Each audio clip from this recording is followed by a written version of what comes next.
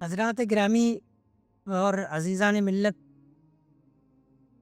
میں آج جس موضوع پہ کچھ گفتگو کروں گا وہ غزہ کے سلسلے میں ہے۔ ایز سچ یہ کوئی ریسرچ پیپر یا ریسرچ ٹاپک نہیں ہے، لیکن موجودہ دنیا میں جیسا کہ آپ حضرات سب جانتے ہیں، غزہ کی ناگفتگی صورتحال پوری دنیا کے مسلمانوں کے لیے ایک امتحان کی گھڑی ہے۔ ایک ایسا لمحہ ہمیں درپیش ہے، ایسے حالات درپیش ہیں جس کے بارے میں بہت کچھ کہنے کی ضرورت نہیں ہے، وہ سب کچھ آپ کے اوپر آیا ہے، اخبارات میں، خبروں میں، ٹی وی شوز میں، یوٹیوب پہ، ہر جگہ آپ اس کو دیکھ رہے ہیں۔ اور 2 سال سے زیادہ ہونے کو آئے غزہ کے معصوم لوگوں کا یہ قتل عام جاری ہے۔ غزہ کی اس قتل عام میں جو آج کی اس مہذب دنیا نے اپنے بہت سے ادارے بنائے تھے حقوق انسانی کے، وہ دم توڑ چکے ہیں۔ دنیا کے بڑے ملکوں نے جو ایک دنیا کا نظام چلانے کے لیے ایک ورلڈ آرڈر قائم کیا تھا اقوام متحدہ کی شکل میں، وہ غزہ کے لوگوں کو، معصوم بچوں کو، عورتوں کو بچانے میں بالکل ناکام رہا ہے۔ جس عالمی برادری کی دہائی ہمیشہ دی جاتی ہے، ہم دیتے رہتے ہیں، غزہ کی اس سچویشن نے ثابت کیا کہ عالمی ضمیر نام کی کوئی چیز موجود نہیں ہے، نہ عالمی ادارے موجود ہیں۔ وہ محض اس لیے ہیں کہ کچھ اسٹیٹمنٹ دے دیں، وہاں پر لوگ اپنی کچھ بھڑاس نکال لیں، کچھ مذمت کے بیانات جاری کر دیں، اس سے زیادہ وہ کچھ نہیں کرتے۔ اس سے زیادہ بری صورتحال یہ ہے کہ پوری مسلم دنیا خاموش ہے۔ ماشاء اللہ مسلمانوں کے 57 آزاد ممالک ہیں جو OIC کے ممبران ہیں۔ غزہ جس خطے میں واقع ہے اس کے آس پاس میں سارے عرب ممالک ہیں، اور عرب ممالک کی تنظیم عرب لیگ موجود ہے، GCC موجود ہے، بڑی مضبوط اکانومیز امارات اور سعودی عرب وغیرہ کی موجود ہیں۔ غزہ سے بالکل ملا ہوا بارڈر مصر کا ہے، اس کے پاس ایک بڑی فوج ہے، وہ بھی موجود ہے۔ غزہ کے اندر 60,60,000 سے زیادہ معصوم لوگ مارے جا چکے، جن میں 17,000 سے زیادہ معصوم بچے ہیں، خواتین ہیں، بوڑھے ہیں، بیمار ہیں، معذور ہیں۔ ہزاروں لوگ ایسے ہیں جو آج جن کے ہاتھ نہیں ہے، پاؤں نہیں ہے، ان کے ہاتھ پیر کٹے ہوئے ہیں۔ ہزاروں بچے دواؤں کو ترس رہے ہیں، دوائیں نہ ملنے سے، خوراک نہ ملنے سے وہ دم توڑتے جا رہے ہیں۔ یوٹیوب پہ مستقل تصویریں آ رہی ہیں جن کے جسموں کو بھوک نے پگھلا دیا ہے۔ اقوام متحدہ نے باقاعدہ اس کا اعلان کر دیا ہے کہ غزہ کا جو خطہ ہے وہ بھوک مری کا شکار ہو چکا ہے۔ اسرائیل سارے الزامات کو مسترد کرتا ہے، لیکن خود مغربی دنیا کی جو ایجنسیاں وہاں پہ کام کر رہی ہیں، اقوام متحدہ کی جو ایجنسیاں وہاں پہ کام کر رہی ہیں، حقوق انسانی کے جو ادارے وہاں پہ کام کر رہے ہیں، وہ خود یہ بتاتے ہیں، ان کی رپورٹیں یہ بتاتی ہیں کہ یہ سب باتیں نہ صرف درست ہیں بلکہ ان کے مطابق شہداء اور مقتولین کی تعداد اس سے کہیں زیادہ ہے جتنی کہ بتائی جا رہی ہے۔ ہزاروں لوگ ملبوں کے نیچے دبے پڑے ہیں۔ 80% سے زیادہ غزہ کا علاقہ تباہ برباد ہو چکا ہے، اور اب اسرائیل نے ایک نیا حملہ شروع کیا ہے۔ اس کا کہنا ہے کہ ہم پورے غزہ پر قبضہ کریں گے، اور جس طرح سے ہم نے رفح کو تباہ برباد کیا ہے اسی طرح سے ہم جو غزہ کا تھوڑا سا حصہ بچا ہے اس کو بھی برباد کر دیں گے۔ یوں تو اسرائیل 75 سے 80% غزہ کو بالکل مکمل نیست و نابود کر چکا، اس کے صرف کھنڈرات ہیں، ملبے ہیں۔ باقی جو تھوڑا سا علاقہ باقی ہے، جو تھوڑی سی عمارتیں رہ گئی ہیں، ان کے بارے میں بھی اس کا خیال یہی ہے، چنانچہ اس نے ایک نئی مہم شروع کی ہے۔ اس کا اعلان وہ کئی دن سے کرتا آ رہا ہے کہ ہم غزہ پہ مکمل قبضہ کریں گے، مکمل کنٹرول کریں گے اور اس طرح سے حماس کا خاتمہ کریں گے۔ اس بیچ میں قطر اور مصر اور دوسرے امریکہ وغیرہ کے جو ایلچی ہیں، ان کے ذریعے سے بات چیت کی اور جنگ بندی کی اور سیز فائر کی کئی کوششیں کی گئیں۔ ساری دنیا جانتی ہے کہ ان سیز فائر کی ان ساری کوششوں کو بالکل عین جب کوئی معاہدہ بالکل کلوز ہونے کے قریب ہوتا تھا، بنجامن نتنیاہو اس میں کوئی ایسی شرطیں ڈال دیتے تھے کہ جو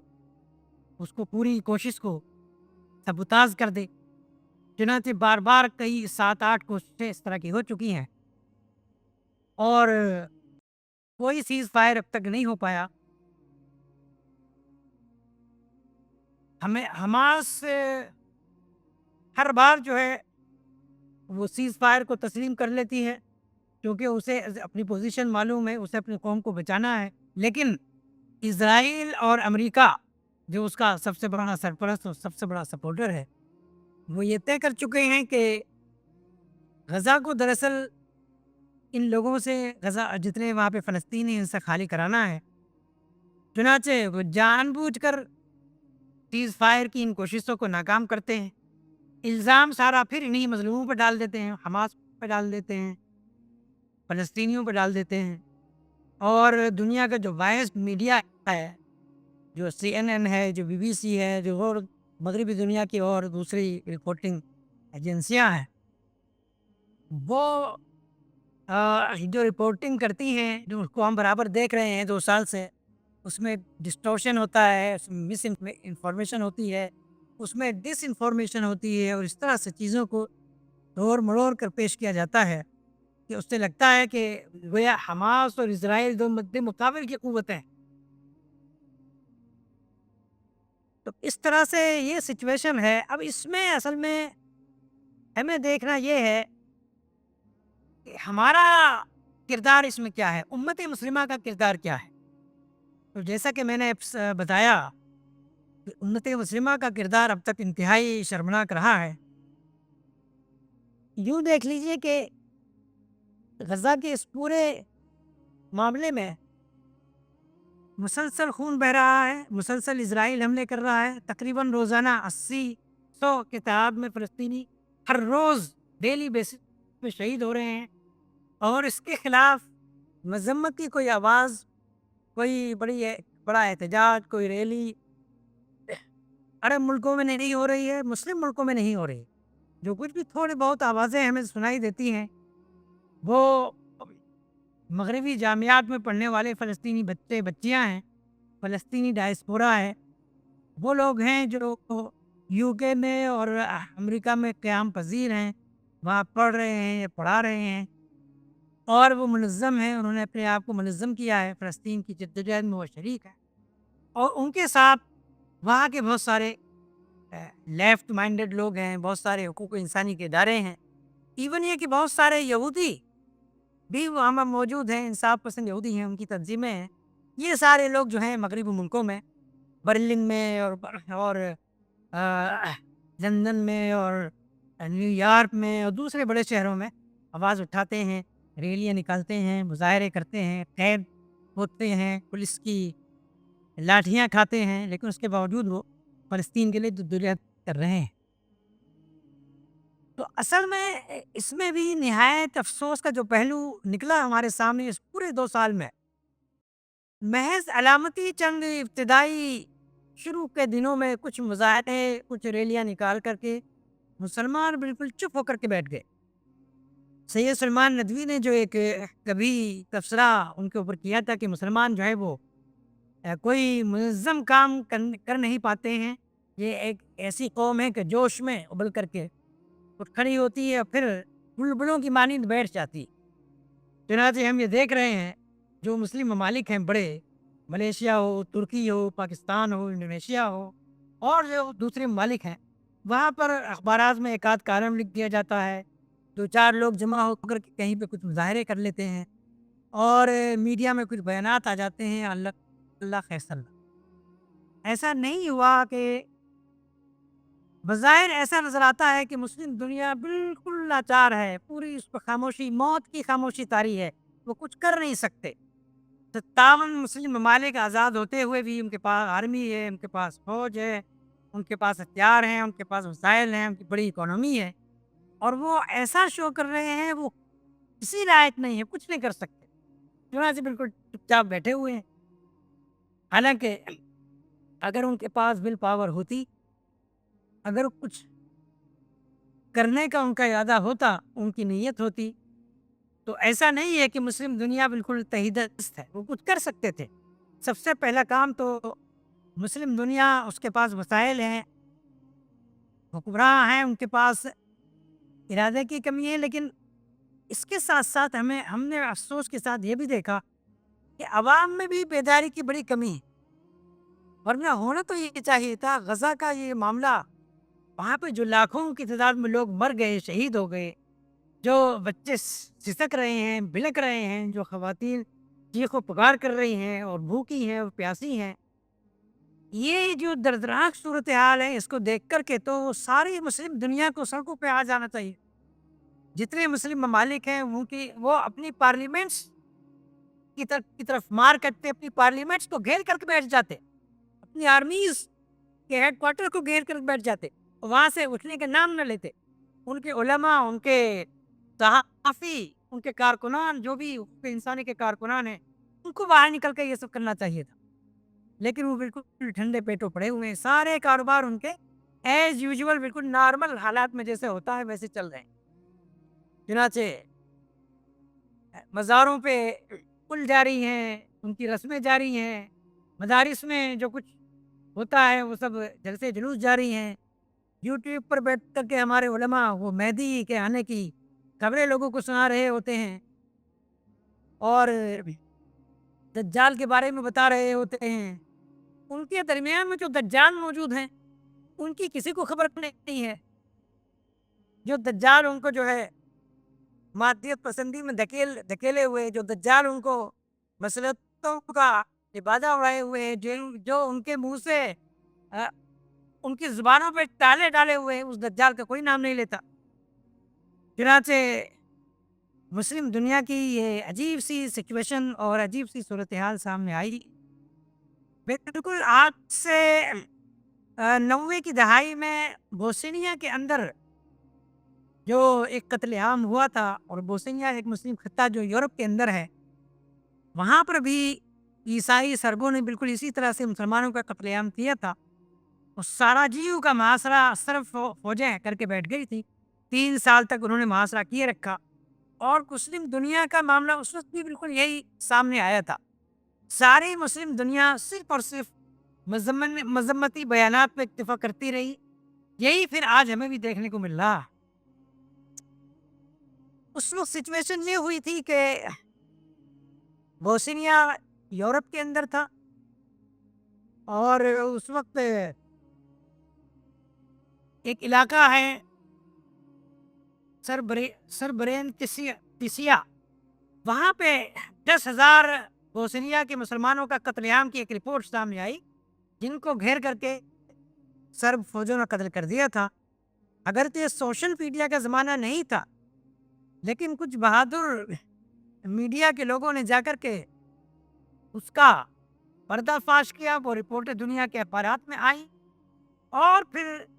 ناٹو کے مالک کو شرم آئی جب ساری دنیا میں یہ چرچے عام ہو گئی، اور پھر اس کے بعد ناٹو اس بات میں مجبور ہوا کہ اس نے جا کر کے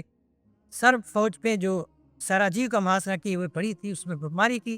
اور پھر بالآخر ان کو محاصرہ وہاں سے الگ کرنا پڑا۔ پھر اس کے بعد وہ مذاکرات ہوئے، ڈایٹن معاہدہ ہوا، اور اس کے بعد بوسنیا کو جو ہے وہ اس خانہ جنگی سے، اس سرب جنگجوئی سے نجات ملی۔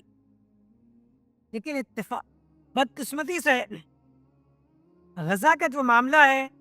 یہ عرب دنیا کے قلب میں ہوتے ہوئے، مسلمان دنیا کے قلب میں ہوتے ہوئے بھی اس کے ساتھ کوئی ملک اس طرح سے کھڑا نہیں ہوا۔ اس کی جو تھوڑی بہت مدد کی، غزہ کے لوگوں کی مشکلات اور ان کے مسائل کو ختم کرنے کی، اور اسرائیل کا تھوڑا بہت راستہ روکنے کی جو کوشش کی گئی وہ یمن کے لوگوں نے کی، اور برابر آج تک وہ کر رہے ہیں۔ کچھ تھوڑا بہت جو ہے وہ ایران نے بھی اس میں اپنا حصہ ڈالا۔ اس کے علاوہ پوری دنیا کے ممالک اس میں کچھ نہیں کر سکتے، مسلم ممالک کچھ نہیں کر سکتے۔ اب سوال یہ ہے، لوگ یہ کہتے ہیں، اور مسلم دنیا کے کی اس سرد بحری اور اس بے حسی اور اس بالکل بے شرمی کو وہ اس طرح سے جواب دینے کی کوشش کرتے ہیں کہ مسلمان کچھ کرنے کی پوزیشن میں نہیں ہے۔ حماس نے اقدام ہی ایسا کیا تھا کہ مسلم دنیا کچھ کر نہیں سکتی، بالکل لاچار اور کمزور ہے، کیونکہ حماس نے جو اقدام کیا اور جس طرح سے وہ 7 اکتوبر کو اس نے 1200 اسرائیلیوں کو قتل کیا، جن میں بہت سے سویلینس بھی تھے۔ اس کے بعد سے اسرائیل کو یہ پورا جواز حاصل تھا کہ وہ ان کا بدلہ لینے کے لیے غزہ پہ چڑھ دوڑے اور ان پہ حملہ کرے اور ان کا بدلہ لے۔ لیکن خود مغربی دنیا کی رپورٹیں یہ بتاتی ہیں کہ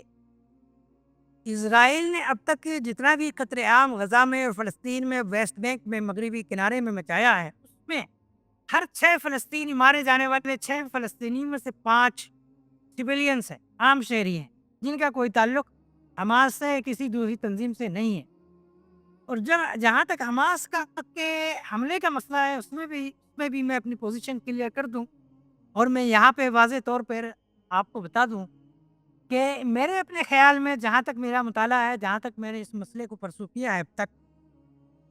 حماس کے پاس جواز تو تھا کہ وہ کوئی حملہ کرے، مزاحمت کرے، لیکن اس نے مس کیلکولیشن کی، اس کا کیلکولیشن بالکل غلط ہو گیا۔ شاید اس کو یہ خیال رہا ہوگا کہ ہمارے اس پیچھے جو ہے عرب ممالک کھڑے ہو جائیں گے یا مسلم دنیا کھڑی ہو جائے گی۔ ان کو یہ اندازہ نہیں تھا کہ یہاں مقابلہ صرف اسرائیل سے نہیں ہے، یہاں مقابلہ جو سپر پاور ہے امریکہ سے ہے، یہاں مقابلہ فرانس سے ہے، جرمنی سے ہے، UK سے ہے، آسٹریلیا سے ہے، اور دوسرے سارے مغربی ممالک سے ہے، جو اب یہ کہہ رہے ہیں کہ ہم اسرائیل ہتھیاروں کی سپلائی بند کریں گے۔ لیکن اس میں بھی ان کا جھوٹ اشکار ہے۔ ہتھیاروں کی سپلائی 2 سال سے مسلسل ہر ملک سے اسرائیل کو جاری ہے۔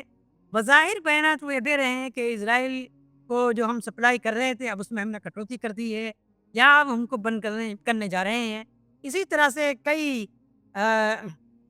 مغربی ممالک نے یہ اب اعلان کیا ہے کہ وہ فلسطینی ریاست کو تسلیم کرنے جا رہے ہیں، ستمبر میں تسلیم کر لیں گے۔ فرانس نے اعلان کیا، UK اعلان کر رہا ہے، دوسرے ممالک بھی اعلان کر رہے ہیں، کینیڈا نے اعلان کیا ہے۔ لیکن وہ جو کہتے ہیں کہ بہت دیر کر دی مہرباں آتے آتے، اگر یہ اعلان ان حکومتوں کی طرف سے، ان ملکوں کی طرف سے 1-1.5 سال پہلے ہوا ہوتا تو یقیناً اس کا کچھ اثر ہوا ہوتا، اور ڈپلومیٹک طریقے پر اسرائیل کچھ پریشر میں آتا۔ لیکن اس وقت حقیقی سچویشن مشرق وسطیٰ کی یہ ہے کہ اسرائیل اپنے آپ میں ایک امپیریل قوت بن چکا ہے۔ اب اس کو امریکہ کی یا نیٹو ممالک کی یا مغربی ممالک کی بہت زیادہ مدد درکار نہیں ہے۔ وہ اتنی قوت حاصل کر چکا ہے کہ اب وہ گریٹر اسرائیل کی طرف بڑھنا چاہتا ہے، اور بنجامن نتنیاہو، جس کو بائبل میں یا کتاب مقدس میں جس کو پھاڑ کھانے والا بھیڑیا کہا گیا ہے، جس کے بارے میں، تو وہ جینیسس میں یہ لفظ اس کے بارے میں آیا ہے، یہ صفت اس کے بارے میں آئی ہے۔ اب وہ یہ کہہ رہا ہے، کھلے عام کہہ رہا ہے کہ میں اپنے آپ کو ایک روحانی مشن پر معمور پاتا ہوں، اور وہ روحانی اور اخلاقی مشن میرا گریٹر اسرائیل کی تکمیل ہے۔ اور وہ گریٹر اسرائیل جو ہے وہ غزہ، ویسٹ بینک اور مغربی کنارہ، لبنان، سیریا، اور کچھ علاقہ اس میں عراق کا، کچھ سینا جو مصر میں آتا ہے، اور اس سے آگے بڑھ کر کے کچھ اور خطے، یہاں تک کہ وہ سیریا، جارڈن اور سعودی عرب تک پہنچے گا۔ یہ پورا اس کا پلان ہے، اور اس گریٹر اسرائیل یا اسرائیل عظمیٰ کے اپنے گول کو، اپنے ہدف کو حاصل کرنے کے لیے وہ اس وقت بالکل تیار بیٹھا ہے۔ جو واشنگٹن میں جو لوگ بیٹھے ہیں، جو حکومت وہاں بیٹھی ہوئی ہے، وہ پوری دنیا پہ آیا تھا کہ ٹرمپ نے اپنی پہلی ٹرم میں بھی اسرائیل کا بھرپور ساتھ دیا تھا، امریکہ کی دوسری حکومتوں سے زیادہ ننگے ہو کر کے ساتھ دیا تھا، اور اسرائیل اپنا سفارت خانہ تل ابیب سے وہ یروشلم یا القدس منتقل کر دیا تھا، جو اس بات کی علامت تھی کہ وہ القدس پر، یروشلم پر اسرائیل کا حق تسلیم کرتا ہے۔ اسی طرح ٹرمپ اپنے کئی بیانات میں یہ بات کہہ چکے ہیں کہ اسرائیل کو مزید خطے چاہیے، اس کو جغرافیائی طور پر علاقے کی کمی ہے، تو جو جوڈیا یا سمیرا جس کو یہ بولتے ہیں، یہودی بولتے ہیں، اسرائیلی بولتے ہیں، یعنی مغربی کنارہ اور غزہ کا پورا علاقہ، یہ اسرائیل کو دے دیا جائے گا۔ اسرائیل اس کو اپنے آپ میں ضم کر لے گا۔ اگر اسرائیل نے ایسا کیا تو یو این او تھوڑا بہت اس کی مذمت کرے گی، مغربی ممالک تھوڑا سا مذمت کریں گے، اور جو عرب ممالک ہیں وہ بھی کچھ آواز اٹھائیں گے بیانات کی حد تک، اور اس کے بعد جو ہے وہ منصوبہ مکمل ہو جائے گا۔ ٹرمپ اس منصوبے کو پہلے ہی ہری جھنڈی دے چکے ہیں، اور اسرائیل نے اگر ان خطوں کو اسرائیل میں اگر اس نے باقاعدہ ضم کر لیا تو کوئی دنیا میں اس کو روکنے والا نہیں ہو۔ چنانچہ ابھی حال ہی میں مغربی کنارے کو اسرائیلی کنیست یا اسرائیلی پارلیمنٹ نے باقاعدہ بل پاس کیا اور اسرائیل میں ضم کرنے کی وکالت کی، جبکہ اقوام متحدہ کے بہت سارے قوانین موجود ہیں، ان کے مطابق یہ آکوپائڈ فلسطین ہے، یہ مقبوضہ فلسطین ہے، اور اسرائیل اس بات کا پابند ہے اقوام متحدہ کے قوانین کی روح سے، اس کی بہت ساری قراردادوں کی روح سے، کہ وہ ان کو خالی کرے۔ اور باقاعدہ جو عالمی کورٹ ہے وہ اس بات کو کہہ چکی تھی، 1 سال پہلے اس نے اپنا ورڈکٹ دیا تھا کہ اسرائیل جو ہے 1 سال کے اندر اندر جو بھی مقبوضہ فلسطین کے علاقے ہیں ان سے نکل جائے، ان کو خالی کرے۔ لیکن اسرائیل کم کسی کی سنتا ہے، اس کے سامنے نہ ورلڈ کورٹ کچھ ہے، نہ انٹرنیشنل کورٹ آف جسٹس کوئی چیز ہے، اور نہ اقوام متحدہ کوئی چیز ہے۔ جو اقوام متحدہ کی حقوق انسانی کی جو ایک کارکن ہے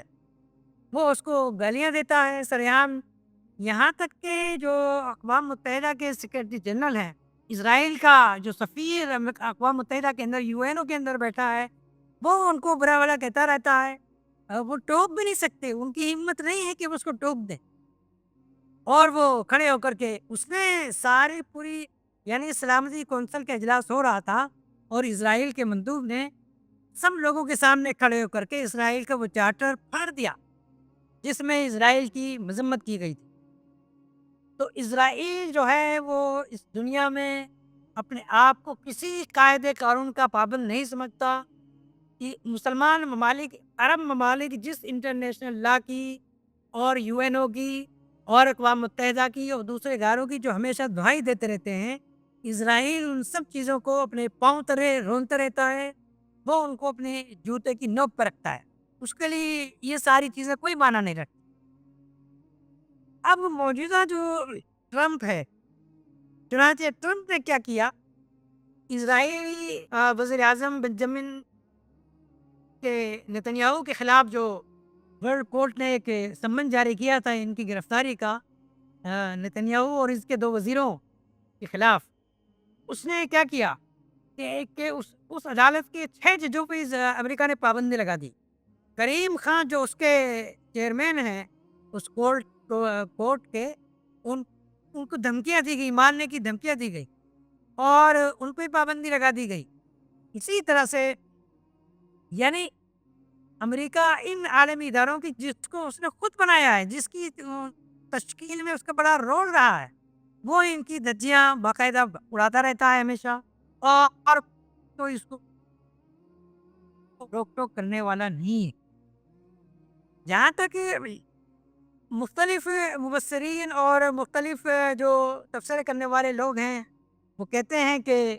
امریکہ کو جو ہے وہ چین روکے گا، وہ روس روکے گا، لیکن میری انڈرسٹینڈنگ یہ ہے کہ کوئی بھی طاقت ان کو نہیں روکے گی۔ چنانچہ روس محض زبانی بیان دیتا ہے، چین بھی زبانی بیان دیتا ہے، عملاً آج تک کوئی قدم اس نے نہیں اٹھایا سوائے اس کے کہ امریکہ نے کوئی چیز پیش کی تو اس کو انہوں نے ویٹو کر دیا۔ معاملہ یہ ہے کہ اسرائیل سے بڑے گہرے تعلقات چین کے پہلے سے موجود ہیں، کئی سال سے موجود ہیں، اور دوسری طرف اسرائیل کے اندر 20% یہودی وہ ہیں جو روس سے گئے، اس لیے روس کے ساتھ بھی اس کے تعلقات بہت زبردست ہیں۔ تو ہماری میڈیا میں جو بڑے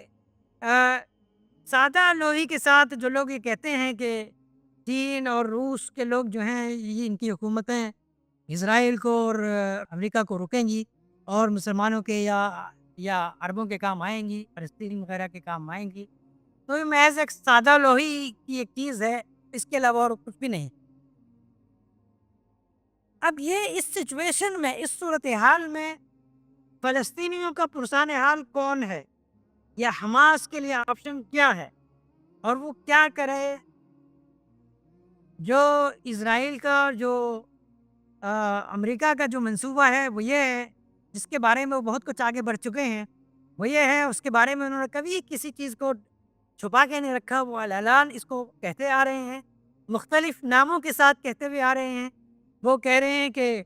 غزہ سے جو ہے لوگوں کو ایک باقاعدہ یعنی ایک ادارہ تشکیل دی، ایک ایجنسی تشکیل دی جائے گی، جو غزہ سے جو رضاکارانہ وہاں سے ہجرت کرنا چاہے گا اس کو اس کی سہولت دی جائے گی۔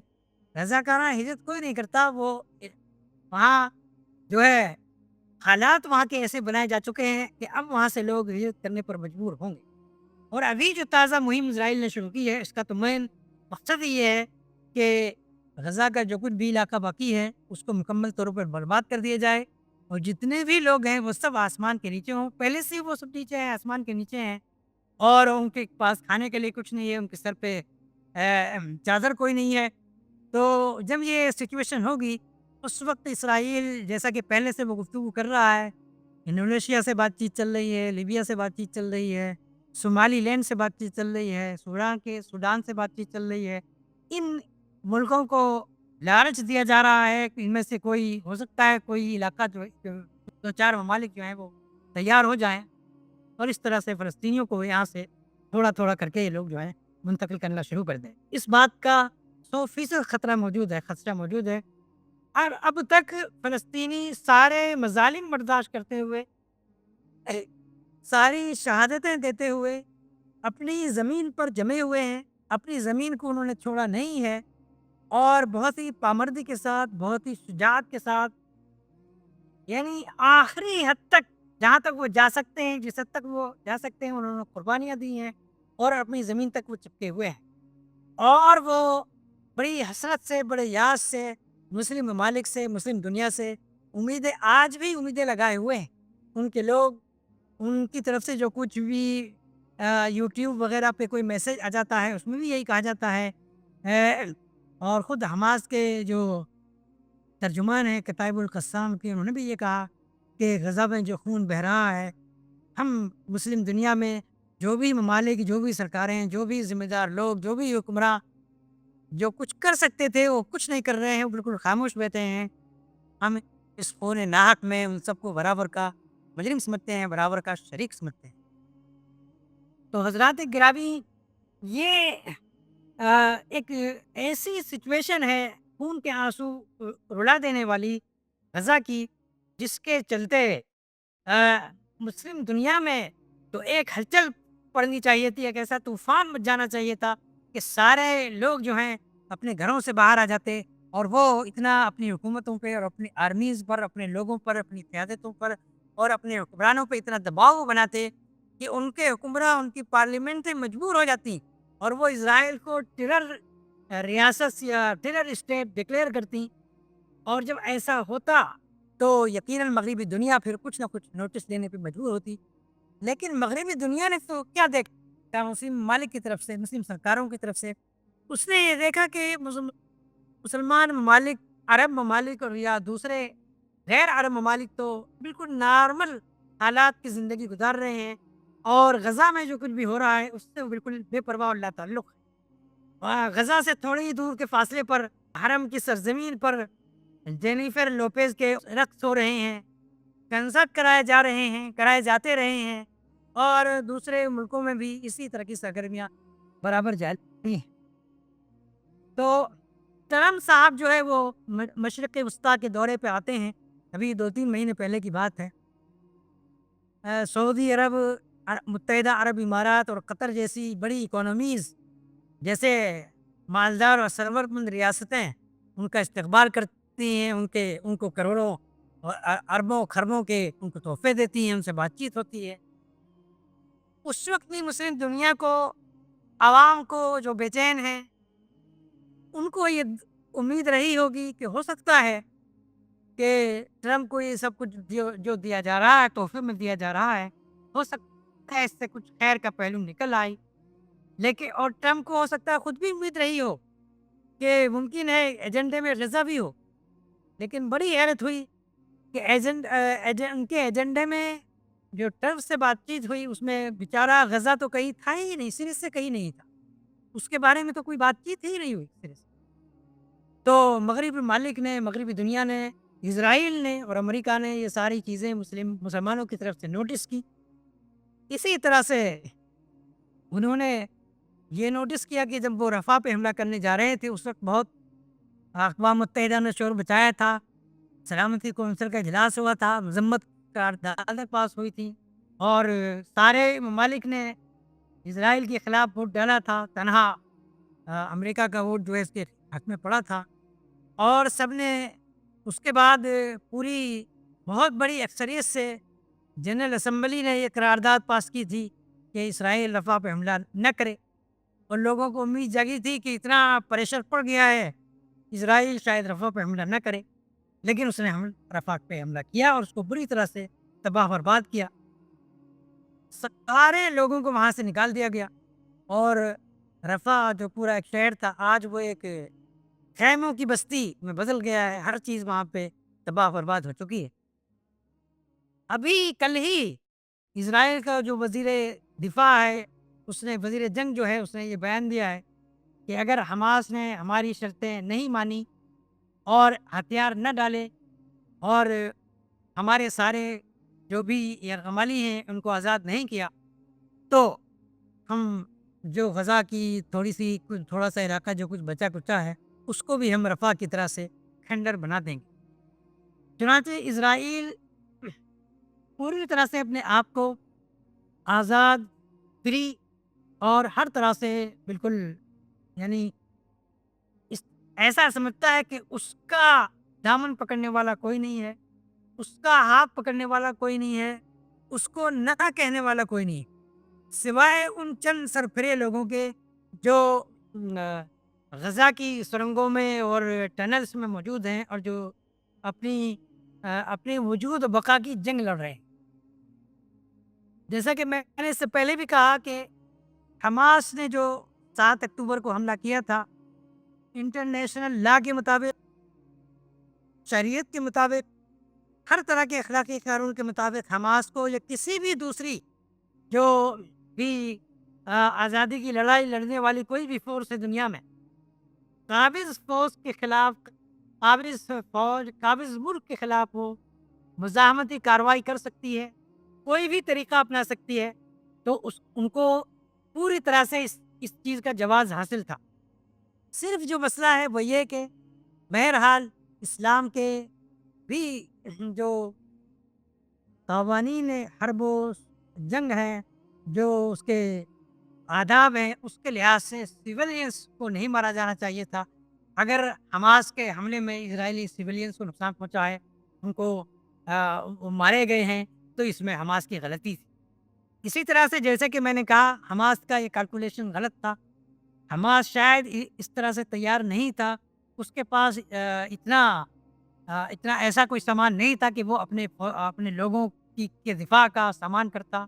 جو غزہ میں 20 لاکھ لوگ موجود ہیں اور جو اس وقت بھوکے مر رہے ہیں، جو لاکھوں کی تعداد میں شہید ہو چکے ہیں، جو ملبوں کے نیچے دبے ہوئے ہیں، حماس کے کے پاس کوئی ایسا انتظام نہیں تھا کہ وہ ان لوگوں کے بچاؤ کا اور ان کے دفاع کا انتظام کرتا۔ اس نے بغیر تیاری کیے ہوئے اتنا بڑا اقدام کر ڈالا، جس اقدام کی شاید اس کو توقع رہی ہوگی۔ اس لیے کہ اسرائیل کی جو کا ٹریک ریکارڈ اگر ہم دیکھیں، اس سے پہلے بھی غزہ پہ اس سے پہلے بھی وہ بار بار حملے کرتا رہا ہے، فلسطینی کیمپوں پہ بار بار حملے کرتا رہا ہے، یعنی 1948 سے لے کے آج تک اس کی یہ خونی تاریخ رہی ہے۔ اگر ایک اسرائیلی کہیں مارا گیا ہے، اس کے مقابلے میں اسرائیل نے اپنی توپوں سے، ٹینکوں سے، اپنی فوج سے، فوجی بمباری سے، ہوائی بمباری سے کم از کم 150 فلسطینی ایک اسرائیل کے مقابلے میں مارے ہیں۔ اور یہ ان کا ڈکلیئر کردہ، اعلان کردہ ہدف ہے کہ اگر ایک اسرائیلی فوجی یا سویلین کہیں مارا جائے گا، ہم اس کے مقابلے میں 100، 200، 1000 فلسطینیوں کو ہلاک کریں گے، ماریں گے۔ اور اسرائیل آج تک اس کو کرتا آ رہا ہے۔ 1948 میں، اب اس پورے معاملے میں جب ہم تاریخ پہ جاتے ہیں، جب ہم ہند سائٹ میں جا کر کے دیکھتے ہیں، تو 1948 میں حالانکہ اس کا مین کلپریٹ، اس کا مین مجرم جو ہے وہ برطانیہ ہے، جو اس وقت وہاں پہ ہے، جس کے ہاتھ میں انتداب تھا، فلسطین کا انتظام تھا، اور اس نے اپنے زیر نگرانی فلسطینیوں یہودیوں کی دہشت گرد تنظیمیں کھڑی کی تھی اور ان کو زمینیں دی تھیں، اور اس طرح سے ان کو تیار کر دیا تھا، بالفور ڈکلیریشن کے ذریعے سے ان کو تیار کر دیا تھا کہ وہ اپنا وہاں پہ خطہ بنائیں۔ اس کے بعد دوسرا بڑا جرم جو ہے وہ اقوام متحدہ کی جنرل اسمبلی نے کیا، جس نے اس وقت فلسطین کو 2 خطوں میں تقسیم کیا، جب وہاں آزاد ذرائع سے جو تاریخ لکھی گئی، اس تاریخ کے مطابق صرف 5000 یہودی موجود تھے، لیکن انہوں نے بڑے قرضے جنگ عظیم ثانی میں برطانیہ کو دیے تھے، اور اس کے بدلے میں برطانوی حکومت نے احسان مندی اس طرح سے چکائی کہ کہ اقوام متحدہ کی جنرل اسمبلی سے یہ قرارداد پاس کرا دی اور فلسطین کو تقسیم کرا دیا۔ 50% کا علاقہ جو اسرائیل کو دیا گیا، اسرائیل نے فوری طور پر وہاں پہ اپنے ملک کے قیام کا اعلان کر دیا، اور فلسطین بھی آدھا خطہ دیا گیا تھا۔ اس میں دانش مندی یہ تھی کہ فلسطینی قیادت کو جو کچھ علاقہ ملا ہے، اور جو عرب حکمرانوں کے سامنے جو تجویز پیش کی گئی ہے، اس کو وہ قبول کر لیتے، اور پھر اس پہ فلسطینی ریاست قائم ہو جاتی، وہ اپنی تعمیر و ترقی کا کام کرتے، اور اس کے بعد پھر وہ مکمل فلسطین کی آزادی کی تیاری کرتے رہتے۔ لیکن عرب قیادت کی اور پھر فلسطینی قیادت کی بھی ناکامی یہ تھی کہ وہ اس وقت اس وقت کی سچویشن کو وہ سمجھ نہیں سکے، قبول نہیں کر سکے، اور جیسا کہ کہتے ہیں، لمحوں نے خطا کی تھی، صدیوں نے سزا پائی۔ اس تاریخی لمحے میں جو عرب قیادت نے ایک زبردست غلطی کی تھی، اس کے نتیجے میں پوری دنیا نے اسرائیل کو ایک جائز ریاست مان لیا، کیونکہ اقوام متحدہ نے اس کو بنایا تھا، تشکیل دیا تھا، اور عرب ملکوں نے اس کے بائیکاٹ کا اعلان کیا، لیکن پوری دنیا نے عربوں کی ایک نہیں سنی۔ اور تاریخ اس کے بعد سے آج تک کی جو تاریخ ہے، وہ تاریخ ہی بتاتی ہے کہ عرب قیادت ہے لگاتار ہمالیائی غلطی کرتی آ رہی ہے۔ چنانچہ 1948 میں جو فلسطین ان کو ملنا تھا، ہو نہیں لیا۔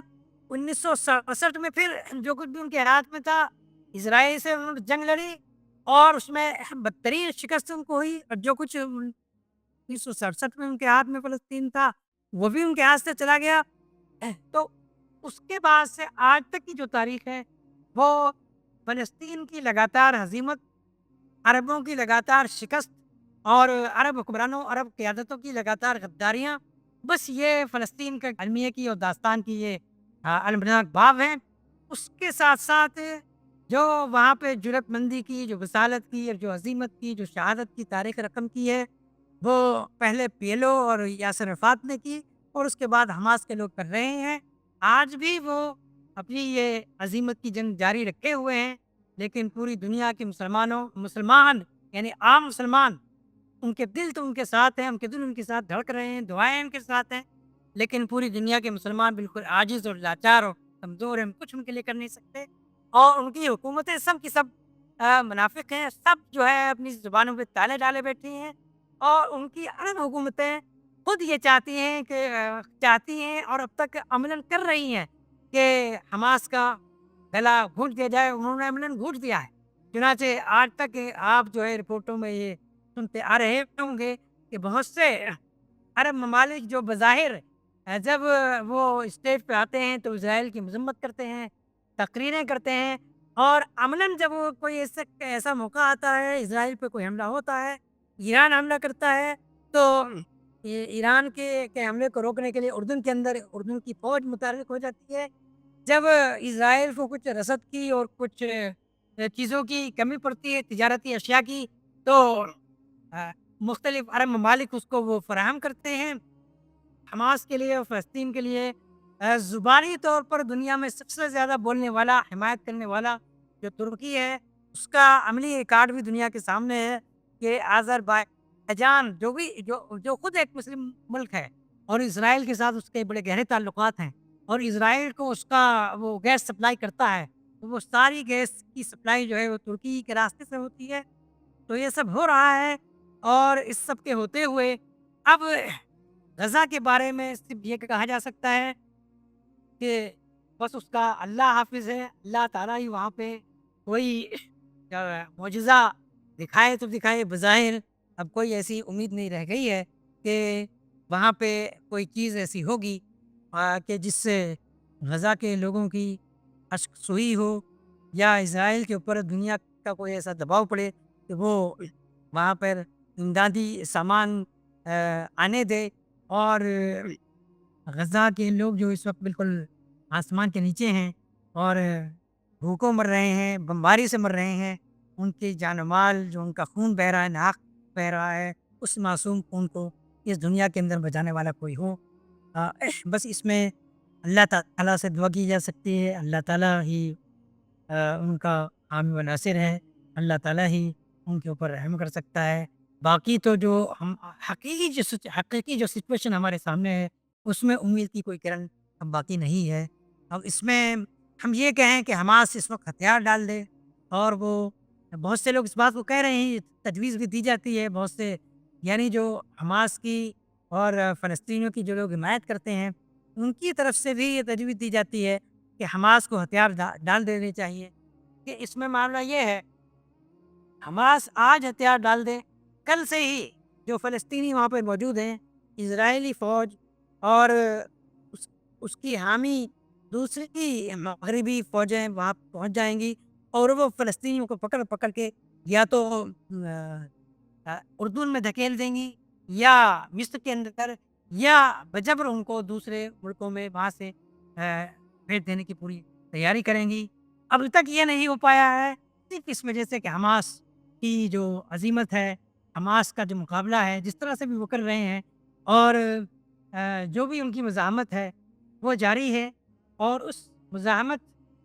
کے جاری رہنے کی وجہ سے فلسطینیوں کا، غزہ کے لوگوں کا وجود وہاں پر باقی ہے۔ اگر یہ آ، مزاحمت آج رک جائے، تو اس بات کی تو گارنٹی نہیں ہے کہ غزہ کے لوگوں پر کل کو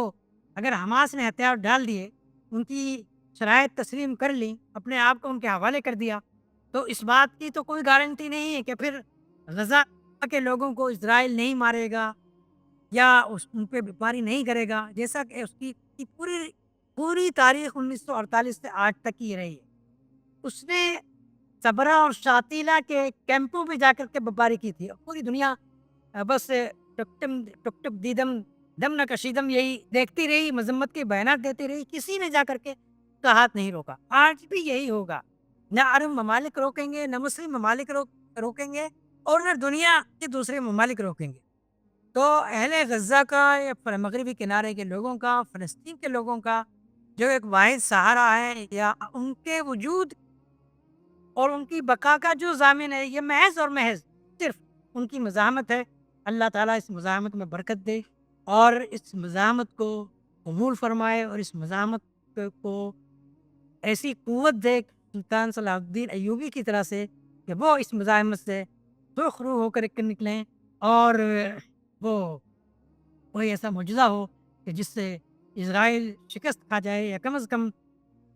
جو اس کی جو فوج ہے جو پہلے سے ہی تھک ہار چکی ہے وہ مزید لڑنے سے انکار کر دے. ایسا امکان موجود ہے، ایسا امکان موجود ہے، اور اسرائیل کے اندر ایسی آوازیں موجود ہیں جو اس جنگ کو ہر قیمت پر روکنا چاہتی ہیں. بس یہ ہے کہ فلسطین مزید مزاحمت کا ثبوت دیں، مزید صبر کا برداشت کا ثبوت دیں، اور جو مزاحمت ہے جو حماس اور دوسری تنظیمیں مزاحمتی اور جہادی تنظیمیں ہیں وہ اپنے اس کاروان عظیمت کو جاری رکھیں، اور زیادہ سے زیادہ اسرائیل کو اگر وہ نقصان پہنچا سکیں جس سے اسرائیلی فوج میں مزید آ، جو ان کے اندر ابھی تک یہ جذبہ یہ ایک وہ پیدا ہوا ہے کہ اب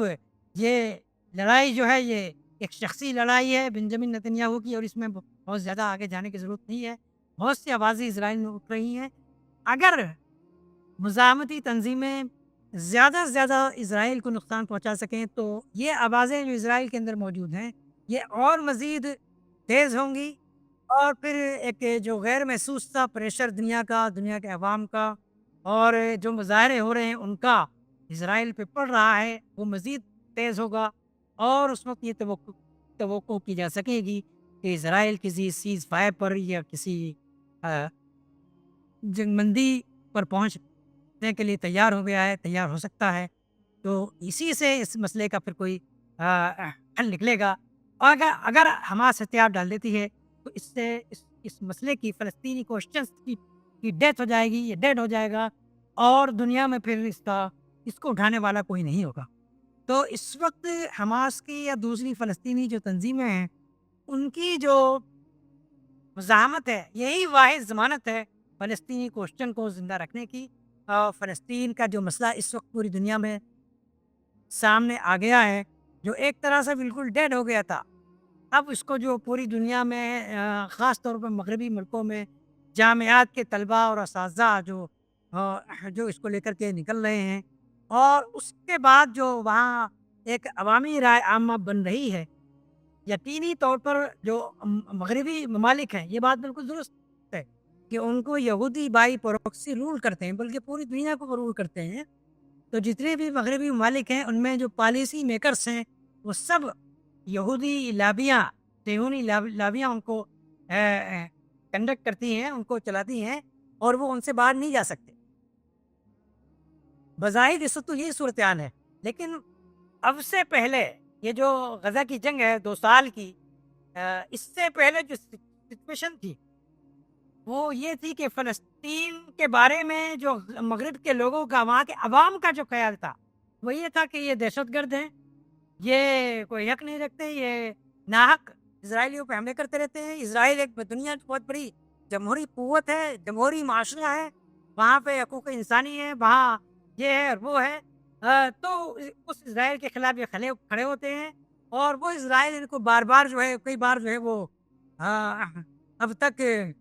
کمپرومائز کر چکا ہے، ان کو کنسیشن دے چکا ہے، بہت سی رعایتیں دے چکا ہے. وہ یہ کبھی مانتے نہیں ہیں، یہ دہشت گرد ہیں، انتہا پسند ہیں. لیکن ان 2 سالوں کے اندر اس یقینی طور پر غزہ میں خون تو بہت بہا، خون ناحق بہت بہا، لیکن اس خون ناحق نے پوری دنیا کے سامنے جو اسرائیل کا حقیقی مکروہ چہرہ تھا وہ دنیا کے سامنے لا دیا ہے. غزہ کے روتے بلکتے معصوم بچے اور لاشیں، ان کے جلے ہوئے لاشیں، ان کے اعضا بریدہ، ان کے جسم کو پوری دنیا نے یوٹیوب پر اور زندہ لائیو دیکھے ہیں وہ مناظر. تو دنیا کے لوگ جو ہیں اب سچویشن کو حقیقت کو سمجھ رہے ہیں، اب وہ اپنی حکومتوں کے خلاف بھی ہیں، لیکن یہ ظاہر ہے کہ عوام جو ہے فوری طور پر کوئی بڑا انقلاب کہیں پر بھی نہیں لا سکتے. لیکن یہ ہے کہ آئندہ اس بات کی پوری امید ہے، اس بات کا پورا یعنی بھروسہ کیا جا سکتا ہے کہ یہی عوام جو آج بیدار ہوئے ہیں یہ کل کو پھر اپنی حکومتوں پر، ان کی پالیسیوں پر اثر انداز ہوں گے. بس یہی ایک امید ہے، اور میں انہی کلمات پر اپنی بات ختم کرتا ہوں، اور اللہ تعالیٰ سے دعا کرتے ہوئے میں رخصت ہوتا ہوں کہ اللہ تعالیٰ ہمارے فلسطینی بھائیوں اور غزہ کے لوگوں کو مزید صبر و عزیمت کی توفیق دے، دنیا بھر کے مسلمانوں کو اس بات کی توفیق ملے کہ وہ اپنی بے حسی سے اور اپنی بے شرمی سے باہر آئیں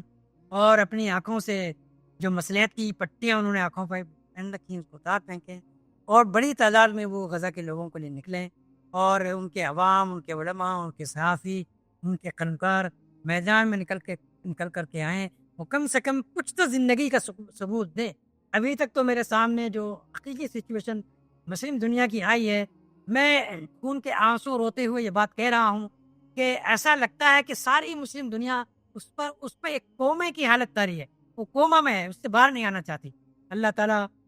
ہمیں اس کومے کی حالت سے باہر آنے کی توفیق عطا فرمائے اور غزہ کے لوگوں کے لیے جو کچھ بھی ہم سے بن سکے ہم کچھ کر سکیں۔ وآخر دعوانا الحمدللہ رب العالمین۔ جی غدیر صاحب بہت شکریہ۔ اس کے بعد ہم کویسچن آنسر سیشن شروع کریں گے۔ اس کے لیے میں آپ حضرات کو دعوت دوں گا، آپ اپنا ہینڈ ریز کریں اور اس کے بعد آپ کو انوائٹ کیا جائے گا۔ جی السلام علیکم ورحمۃ اللہ۔ سب سے پہلے تو آپ نے مسلمان حکمرانوں سے یہ شکوہ کیا اور مسلمان عوام سے بھی یہ شکوہ کیا کہ انہوں نے غزہ کی جنگ میں اہم کردار ادا نہیں کیا، اور مسلمان عوام کو چاہیے تھا کہ وہ سیاسی قیادت کو مجبور کرتی کہ وہ اسرائیل کے خلاف وار ڈکلیئر کریں۔ تو اس پر عرض ہے کہ ہم تاریخ میں دیکھتے ہیں کہ باقاعدہ جو اسٹیبلشڈ نیشن اسٹیٹس تھی انہوں نے بھی اسرائیل کے خلاف جنگ ڈکلیئر کی تھی، لیکن اسرائیل نے ون بائی ون سب کو شکست دے دی اور مسلمانوں کا بہت برا حال ہو گیا۔ تو اس طرح کی پوری ہسٹری کے بعد، اس پورے تسلسل کو دیکھنے کے بعد آپ یہ شکوہ کیسے کر سکتے ہیں کہ مسلمان حکمران جو ہیں ان کو جنگ کرنی چاہیے، جبکہ ہمارے پاس پورا یہ پیٹرن بھی موجود ہے۔ اس کے ساتھ آپ نے یہ بات کی کہ انصاف اور جسٹس اور morality کی بات کی، تو اس پر بھی میرا سوال ہے کہ انٹرنیشنل ریلیشن کے اندر جسٹس اور morality کو تو کوئی اہمیت دی نہیں جاتی۔ انفیکٹ جو آج کا پریزنٹ ورلڈ آرڈر ہے یہ خود بھی کسی انصاف کے اصول پر نہیں بنا، اور صرف 5 کنٹریز کو ویٹو کی پاور حاصل ہے۔ اس سے بڑی ناانصافی کیا ہو سکتی ہے کہ صرف ایک کنٹری اگر ویٹو کر دے تو پوری دنیا اگر کوئی فیصلہ کرنا چاہ رہی ہے تو فیصلہ نہیں لیا جا سکتا۔ اور آپ نے یہ بھی کہا کہ مسلمان اس پوزیشن میں ہیں کہ وہ اسرائیل کے خلاف ڈکلیئر کر سکتے ہیں وار کو۔ تو میرا سوال ہے کہ ہم ملٹری ایکوپمنٹس وہیں سے پرچیز کرتے ہیں، F-16 ہو گیا، F-35 ہو گیا، S-400، ہمارا کوئی یہ ڈیفینس سسٹم اپنا انڈیجسلی ہم نے پروڈیوس نہیں کیا۔ اور مسلمانوں 57 مسلم کنٹریز کے اندر سب سے طاقتور ملک جو پاکستان ہے، اس کے تو بیوروکریٹس ہو گئے، پولیٹیشین، سب کی تنخواہیں جو ہیں وہ تو ویسٹرن کنٹریز کے لون پر چلتی ہیں۔ تو اس سب صورتحال کو دیکھتے ہوئے آپ یہ کیسے کہہ سکتے ہیں کہ جو مسلمان ہیں وہ اس پوزیشن میں ہیں کہ وہ کچھ اقدامی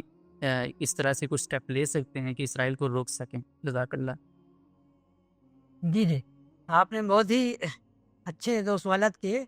میں پہلے سوال کے جواب میں کہوں گا کہ میرا کہنا یہ نہیں تھا کہ مسلم عوام یا ان کی آرمیز یا مسلم حکمراں جو ہیں وہ اسرائیل کے خلاف جو ہے وار ڈکلیئر کریں اور عملی اقدام کریں، وہ وہاں جائیں۔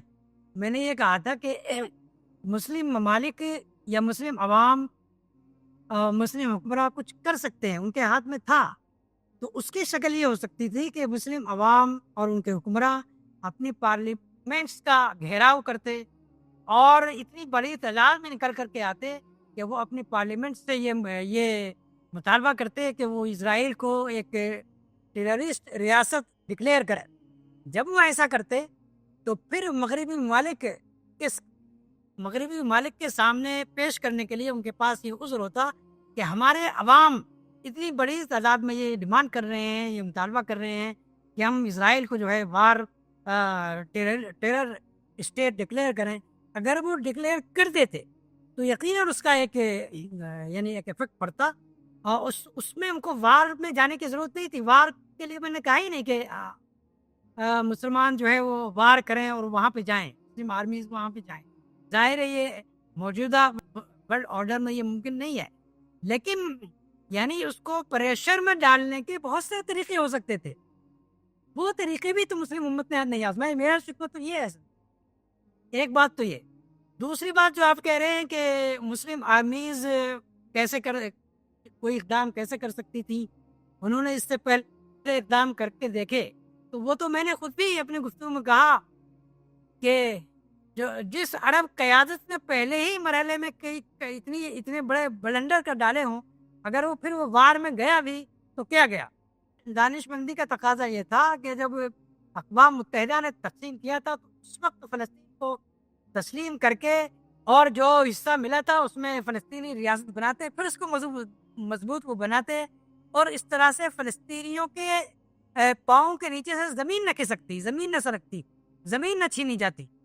تو اپنے غیر دانشمندانہ فیصلوں سے عرب قیادتوں نے 1948 میں ایک تو فلسطین کی ریاست نہیں بننے دی، پھر اسرائیل کے خلاف خود ہی اپنی فوجیں اتار دیں، جس کو اس نے جو ہے چند ہی دنوں میں پیٹ کر کے رکھ دیا۔ تو جو عرب حکمراں ہیں یہ تو انتہائی دنیا کی جو کہ اگر کہا جائے کہ انتہائی بیوقوف ترین لوگ جن کو کہا جا سکتا ہے وہ یہ ہیں۔ تو انہوں نے تو پہلے ہی مرحلے پہ شکست کھائی ہے اور کھانا طے کر لیا ہے، تو ان سے تو ہم کوئی امید ہی نہیں رکھتے۔ جہاں تک دوسرے مسئلے کی بات آپ نے اٹھائی کہ مسلمانوں کے پاس تو کچھ ہے ہی نہیں، وہ تو کچھ کر ہی نہیں سکتے، نہیں ایسا نہیں ہے، اتنے بھی گئے گزرے نہیں ہیں۔ ابھی آپ نے دیکھا کہ انڈو پاک جنگ میں جو بھی ہوئی وہ کئی دن کی، بہرحال دونوں ملکوں کے درمیان ہم کوئی جنگ نہیں چاہتے، لیکن عملی طور پر کیا ہوا، دونوں ملک ایک دوسرے کے سامنے کھڑے ہوئے، اور انڈیا ایک بڑی طاقت ہے، بہت بڑا کنٹری ہے، بہت بڑی اکانومی ہے، پاکستان کا جغرافیہ تو انڈیا کے ایک صوبے یو پی کے برابر ہے، لیکن اس کے باوجود وہ کھڑا ہوا اور اس نے جواب دیا، قطع نظر اس کے کہ دونوں ممالک کا نریٹو کیا ہے۔ پاکستانی نریٹو بہرحال یہ ہے کہ اس نے جنگ جیتی اور اس نے انڈیا کو نقصان پہنچایا، تو ایسا نہیں ہے کہ کچھ نہیں کر سکے، ول پاور کی کمی ہے، جہاں پہ ول پاور آ جاتا ہے وہاں کچھ کر بیٹھتے ہیں، کر لیتے ہیں۔ ابھی میں آپ کو اس کی مثال دیتا ہوں، ابھی چند سال پہلے سعودی عرب میں اور کینیڈا میں ایک تنازع پیدا ہوا تھا۔ سعودی عرب نے سعودی صحافی جو امریکی نیشنلسٹ تھے جمال خاشقجی، ان کا بے ایمانہ قتل ترکی کی کونسلیٹ میں کیا۔ اس کے بعد جو ہے وہ امریکی انتظامیہ بھی ان سے بہت ناراض ہوئی، ایم بی ایس سے، اور کینیڈا نے بھی بہت زیادہ برا بلا کہا۔ تو سعودی عرب نے جو ہے اپنا کینیڈا سے سفارتی تعلقات منقطع کر دیے، اپنا سفیر واپس بلا لیا، جو تیل کی سپلائی ان کی تھی وہ گھٹا دی۔ کینیڈا کو فوراً ہی چند ہی دنوں میں جو ہے وہ جو سچویشن ہے اس کو ریئلائز ہو گئی، اس نے پھر نمائندہ خصوصی اپنا بھیجا ایم بی ایس کو بنانے کے لیے، پھر دونوں ملکوں میں جو ہے ایک آدھ مہینے کے بعد جو سفارتی تعلقات پھر سے بحال ہوئے۔ بالکل یہی کام ایم بی ایس نے جو ہے واشنگٹن کے ساتھ بھی کیا۔ واشنگٹن نے اپنے کئی بیانات ان کے خلاف دیے تھے، کیونکہ وہ جمال خاشقجی جو ہیں امریکی شہری تھے، تو سعودی حکومت نے جو ہے وہ سخت قسم کا رویہ اپنایا، اور پھر اس کے بعد جو ہے اس وقت بائیڈن تھے وہاں پہ، انہوں نے اپنا رویہ بدلا، بیانات بدلے، اور پھر ایم بی ایس نے جو ہے اپنے نمائندے وہاں پہ بھیجے ان کو بنانے کے لیے۔ تو ایسا نہیں ہے کہ یہ لوگ کچھ نہیں رکھتے، جہاں ان کی انا پہ ضرب پڑتی ہے، جہاں ان کا نیشنل انٹرسٹ متاثر ہوتا ہے، فوراً حرکت میں آتے ہیں، کچھ نہ کچھ کرتے ہیں، دکھاتے ہیں اپنا وجود۔ وہ تو غزہ کا معاملہ ہے، جن کا کوئی پرسان حال نہیں ہے، جن کو یہ اپنا سمجھتے نہیں، جن کا وجود خود ان کی نظروں میں کھٹکتا ہے، تو اس کے لیے ظاہر ہے کیا کرتے، اس کے لیے کچھ نہیں کیا انہوں نے، نہ کچھ کرنے کی پوزیشن میں ہے۔ ابھی فرانس کے ساتھ مل کے سعودی عرب نے جو ایک کانفرنس کی ہے، آزاد فلسطین کانفرنس، اس میں قراردادیں پاس کی ہیں، اس کے بعد کچھ کمیٹیاں بھی بنا دی ہیں، اس کے بعد پھر ٹھنڈے پڑ گئے، اور اس پہ کوئی اس کا فالو اپ دنیا میں کچھ نہیں ہو رہا ہے۔ تو یہ بات تو کہنا درست نہیں ہے کہ کچھ بھی نہیں کر سکتے، جہاں ان کا اپنے ذاتی انٹرسٹ آتا ہے وہاں پہ کرتے ہیں۔ جی السلام علیکم۔ پر میرا ایک تو آپ جو یہ کہہ رہے ہیں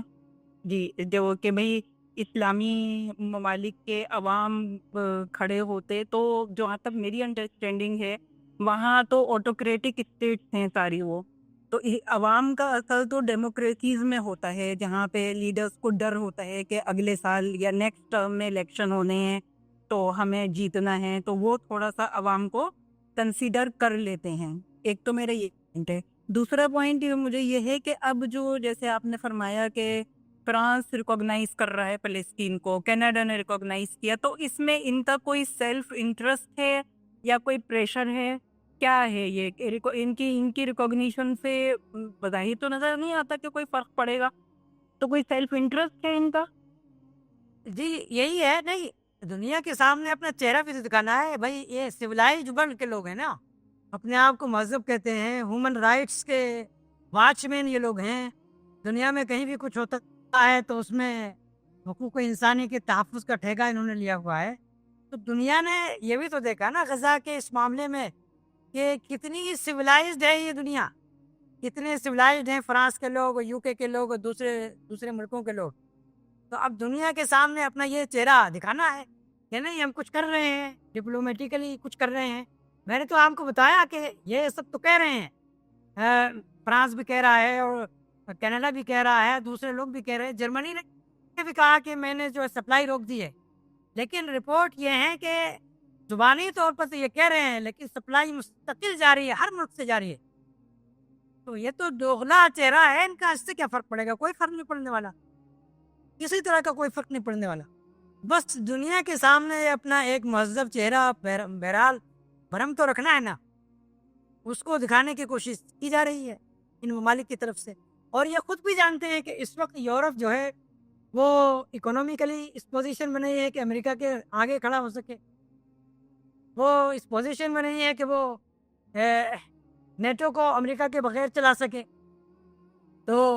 وہ تو خود یوکرین کے معاملے پر اب گئے ہوئے ہیں مذاکرات کرنے کے لیے اور منانے میں لگے ہوئے ہیں کہ وہ ہاتھ نہ کھینچے اس سے. تو بس اتنا ہے، ان کا اپنا انٹرسٹ ہی ہے. اور کیا ہے؟ اپنے آپ کو دنیا کے سامنے مہذب بنانا ہے، سویلائزڈ دکھانا ہے. اس کے علاوہ تو کوئی اور چیز نظر نہیں آتی. یہ بات وہ خود بھی جانتے ہیں کہ اس کا کچھ نہیں ہوگا. یہ قراردادیں جو وہ پاس کر رہے ہیں، جو وہ ریکگنیشن کی بات کر رہے ہیں، جن لوگوں کا کوئی وجود دنیا میں نہ رہ جا رہا ہو، روزانہ کئی سو کی تعداد میں جو لوگ مر رہے ہوں، اس کو آپ نہیں روک پا رہے ہیں. جس ریاست کو روزانہ اسرائیل حرب کر رہا ہے، مستقل ضم کرتا جا رہا ہے، مستقل وہ اعلان کر رہا ہے کہ وہ اتنے سیٹلمنٹ بنائے گا، 3000 بنائے گا، 2000 بنائے گا. اس کے سیٹلرز وہاں پر روزانہ کی بنیاد پر فلسطینیوں کو وہاں سے بھگا رہے ہوں، ان کے درختوں کو کاٹ رہے ہوں، اور اس کو روکنے کے لیے مہذب دنیا کچھ نہ کر رہی ہو، تو ان کے ریکگنیشن سے کیا ہوگا؟ سر آپ نے بات کی کہ آپ جنگ کی بات نہیں کر رہے تھے، بلکہ آپ پریشر بلڈ کرنے کی بات کر رہے تھے کہ عوام کو چاہیے تھا کہ وہ پریشر بلڈ کرتے مسلمان حکمرانوں پر کہ وہ اسرائیل کو ٹیررسٹ اسٹیٹ ڈکلیئر کریں. لیکن پریکٹیکلی ٹیررسٹ اسٹیٹ ڈکلیئر کرنے سے ہونا کیا تھا؟ اس کا کیا فائدہ تھا؟ کیونکہ ہم دیکھتے ہیں کہ انٹرنیشنل ریلیشن کے اندر فیصلہ تو اسی کا ہوتا ہے جو پاور کے اندر ہوتا ہے. اور اگر آپ پریشر بلڈ کر کے کوئی فیصلہ کروانا چاہتے ہیں تو اس کے لیے بھی آپ کو سافٹ پاور چاہیے ہوتی ہے. اور مسلمان ممالک کا تو یہ حال ہے کہ وہ کھجور اور تیل کے سوا تو کچھ دیتے نہیں ہے دنیا کو. نہ ٹیکنالوجی کے اندر آگے ہیں، نہ ایجوکیشن اور یونیورسٹیز کے اندر آگے. اور دوسری بات جو آپ نے انڈیا پاکستان وار کی مثال دی، تو یہاں پر تو ایک پاکستان جو ہے وہ صرف انڈیا کے ساتھ لڑائی کر رہا ہے. چلیں نیریٹو جو بھی ہو، لیکن ہم یہ کیسے ایزیوم کر سکتے ہیں کہ ساری کی ساری مسلم کنٹری اسرائیل کے خلاف جنگ لڑ رہی ہیں، جبکہ پریکٹیکلی ہم دیکھتے ہیں کہ اسرائیل کو USA باقاعدہ آفیشلی سپورٹ کرتا ہے، ویسٹرن کنٹریز سپورٹ کرتی ہیں. تو ہم اس جنگ کو صرف مسلمان کنٹریز ورسز اسرائیل کیوں دیکھتے ہیں، جبکہ اس کے پیچھے USA بھی ہے جو دنیا کی ابھی سب سے بڑا گریٹ نیشن ہے. پاور ایکسرسائز کر رہے ہیں وہ لوگ، اور جس کو سب سے زیادہ ڈر تھا جس سے ایران سے USA کو اور اسرائیل کو، اس کا حال یہ ہے کہ وہ کنٹینیو بھی نہیں کر پایا وار کو، اور اپنا سیلف ڈیفenس بھی نہیں کر پایا. تو پھر بھی آپ یہ کہیں گے کہ پوزیشن ہماری اسٹرانگ ہے. چلیں جو بھی ہے سافٹ پاور سے ہم مطلب آگے ان کو شکست دینا چاہ رہے ہوں، یا پھر وار کے ذریعے؟ ہم پہلے ہی مرحلے پہ اپنے آپ کو یہ ایزیوم کر رہے ہیں کہ ہم بالکل ہی یعنی اس پوری دنیا میں کچھ نہیں رکھتے، کوئی چیز ہمارے پاس نہیں ہے. تو یہ اللہ تعالیٰ کے نظام کے خلاف ہے. ایسا نہیں ہوتا. اللہ تعالیٰ دنیا میں ایسا بے آسرا کسی کو نہیں چھوڑتا. ہمارے پاس بہت کچھ ہے. اگر ہم جو ہے प्रेशर डालना चाहें, देखिए दुनिया की जो तिजारत है ना, उसके पानियों पे आप ही बैठे हैं। दुनिया की 12% तिजारत जो है वो अपना हुरमुज से होके गुजरती है, उस पर आपका कब्जा है। जो मिस्र में कैनाल है वहाँ से गुजरती है, वो भी आप ही का मुल्क है। इसी तरह से जो तेल है, जो पेट्रोल है, उसके बड़े ज़खायर आप ही के पास हैं। तो ऐसा नहीं है कि मुस्लिम दुनिया बिल्कुल ही पसमानदा है और बेबस है। मैंने कहा उनके पास विल पावर नहीं है, करने को बहुत कुछ कर सकते हैं। और मैंने मिसाल दी ना आपको, कनाडा ने कुछ किया था और खुद वाशिंगटन ने कुछ किया था, तो एमबीएस ने अपने आप को दिखाया वहाँ पे। तो वहाँ भी तो आप ये बात कह सकते थे कि सऊदी अरब तो किसी लायक नहीं है, वो कनाडा के सामने क्या खड़ा होगा, वो अमेरिका के सामने क्या खड़ा होगा, लेकिन उसने खड़े होकर दिखाया ना। तो ऐसा नहीं है कि कुछ नहीं कर सकते। और जहाँ तक प्रेशर की बात है कि अवाम प्रेशर बिल्ड नहीं कर सकते, प्रेशर बिल्ड करने के बहुत से ज़राए होते हैं। ये बात कही जाती है कि जो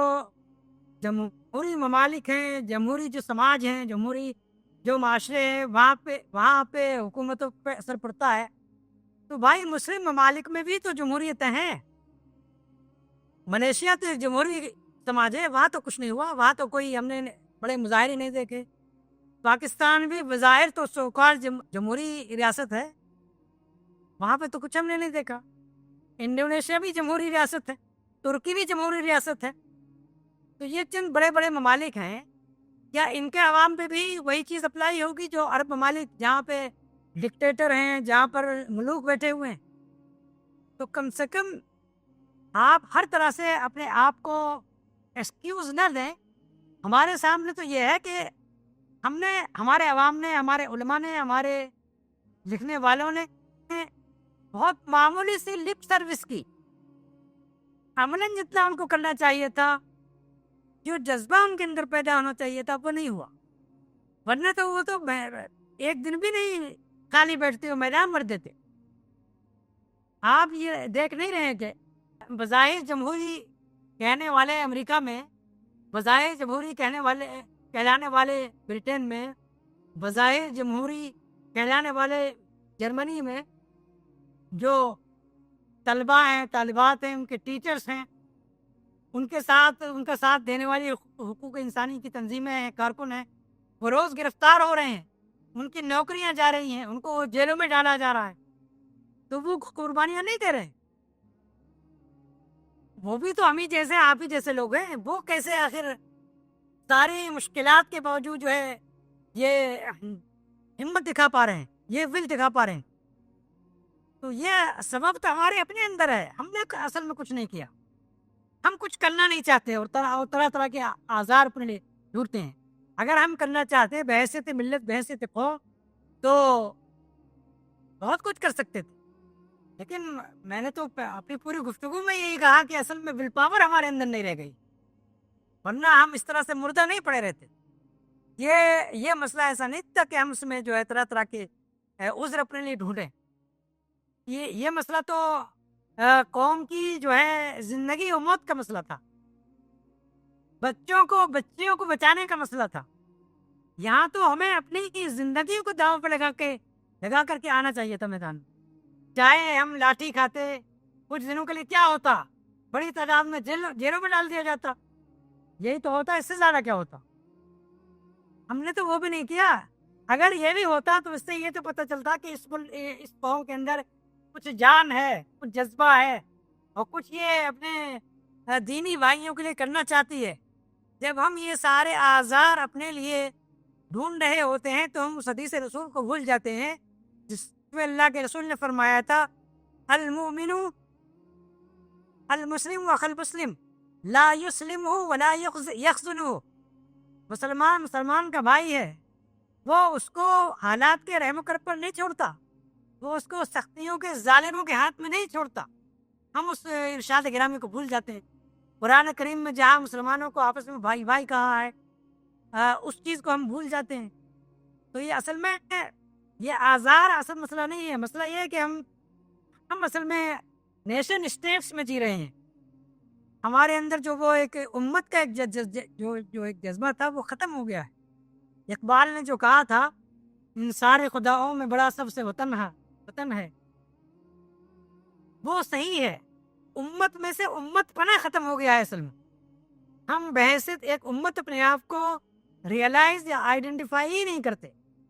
ہم یہ کہتے ہیں کہ ہم پاکستانی ہیں، ہم ترکی ہیں، ہم انڈونیشیائی ہیں، ہم ملیشیائی ہیں، ہم فلاں ہیں، ہم فلاں ہیں۔ ہم اس طرح سے اپنے آپ کو آئیڈینٹیفائی کرتے ہیں اور فخر کے ساتھ کرتے ہیں۔ تو امت کا تصور ہمارے اندر سے عملاً ختم ہو گیا ہے، نظریاتی طور پہ بھی ختم ہو گیا، عملی طور پر بھی ختم ہو گیا۔ یہ اصل چیز ہے جہاں پہ ہمیں سوچنا چاہیے جا کر کے۔ اور اگر ہم ان چیزوں پہ سوچیں گے تو یہ جو آزار ہیں، یہ جو بہت سے اسباب ہمارے سامنے آتے ہیں کہ ہم ایسا کیسے کر سکتے ہیں، ویسا کیسے کر سکتے ہیں، اور کوئی رزلٹ تو نکلنے والا نہیں ہے، تو یہ سارے آزار ہمارے سامنے ختم ہو جائیں گے۔ رزلٹ تو ہم اللہ تعالیٰ کے اوپر چھوڑتے نا۔ اصل مسئلہ یہ تھا، اصل مسئلہ ہمارے ہاتھ میں نہیں تھا۔ ہم اس بات کے مکلف نہیں تھے کہ ہم رزلٹ لے کر کے دکھائیں، نتیجہ دے کر کے دکھائیں، لیکن ہم اس بات کے مکلف تھے اور مکلف ہیں کہ ہم میدان میں آئے اور عمل کر کے دکھائیں۔ رزلٹ اور اس میں جو نتیجہ ہوگا وہ نتیجہ اللہ تعالیٰ پیدا کرے گا۔ اگر نیت ہی نہیں ہوگی تو اس کا رزلٹ کہاں سے آئے گا؟ جی وطیق صاحب بہت شکریہ آج آپ کی بات چیت کا، اور ہم سب کو جو غزہ کی صورتحال کے حوالے سے اور مسلمان امت کی آپ کہہ سکتے ہیں کہ صورتحال میں اس رول کو ادا نہ کرنے کے حوالے سے جو آپ نے بات کی، جو کہ میرے خیال میں مسلمانوں کو کرنا چاہیے، آپ کے تمام پوائنٹس بالکل ویلڈ ہیں، اور انہوں نے کافی میرے خیال میں انلائٹن کیا ہوگا بہت سے لوگوں کو جو کہ اس مسئلے کو اتنے غور سے نہیں دیکھ رہے۔ مزید سوال چونکہ نہیں ہے تو آج کا سیشن ہم یہیں پہ ختم کرتے ہیں۔ اللہ حافظ۔